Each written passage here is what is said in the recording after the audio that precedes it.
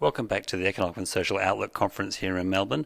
I'm with Professor David Ribar, who's a household economist. Thanks for joining us, David. It's great to be here.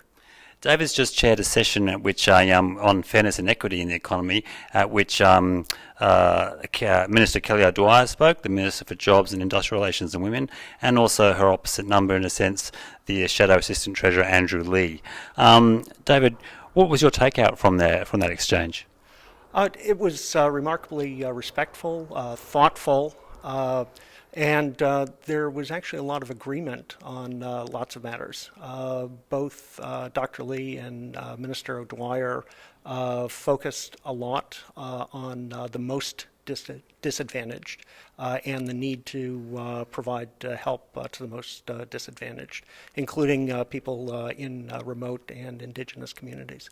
Yes, Minister O'Dwyer talked about a focus on inherited poverty, inherited disadvantage. That's right. And Dr. Lee, I think, went out of his way to identify policies and things where there could be shared progress, where it doesn't have to be, either a coalition proposal or a labor proposal, but areas where both sides could work together. One area was taking a look at closing tax loopholes and other things I don't think anybody would disagree with. And in terms of tackling the most disadvantaged, which both sides agree on need a focus, what sort of ideas do you think are floating around there about how we could try and do that better? Well, that's where they disagreed a little bit. One thing that was nice to see from Minister O'Dwyer was her highlighting Australia's relatively generous minimum wage. You don't typically see a coalition member touting something like that. I think something that they would both agree on are policies to promote jobs for people who are the most disadvantaged, and fair-paying jobs for those people. Yeah.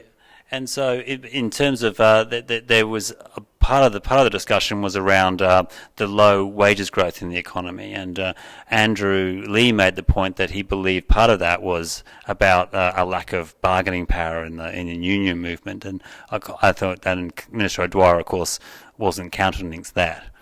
Yeah, that's a challenge for the economy. If you take a look over the first decade of the 2000s, the tremendous growth that Australia's had translated to growth in personal incomes, and we haven't seen that growth in the last decade.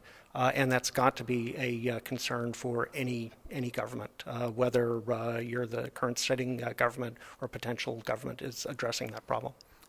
Do we have any strong handle as to why we've got this low growth at this time?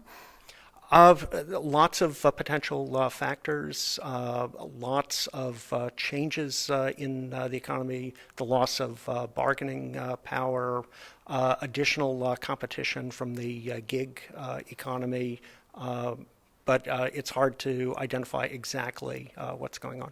And so, do you think there's going to be a political fault line or difference when it comes to how the two sides propose to tackle this? Well, we already know that there's a fault line. The Prime Minister during lunch gave what is the standard conservative answer to everything, which is cut taxes, and that's just not going to fly with the opposition. Good on you, David. Thanks a million for your time. Great, thanks.